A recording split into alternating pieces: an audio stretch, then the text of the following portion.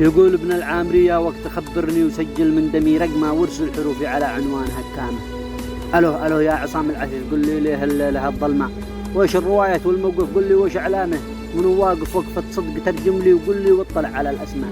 ليه ما قد طلعوا القاتل وقاموا بقد صمامه، وين المشايخ ما يحلوا الموقف، ولازم الشمل يلتمه وتجتمع قوم غرامة وجرامة، وانعم 100,000 ابن العم والعمة، حنين قلبي حنين الشامخ الصمة، وما يحن للقاتل للحظة إعدامه. قولوا للخصم نحن بالوعد مهتمة، يا مشايخنا قولوا لهم طلعوا القاتل من قبل لا تولع ويسفك من أجلها الدم، ويقتل الطفل والمولود في عامه، في موقف العز عندنا يرخص الدم، وصاب لا غضبة تنزل لجلها قمة مشمة، يا رسولي توكل وشيل هذا العلم، بلقوا مطيع لا يحزن ولا يهمى،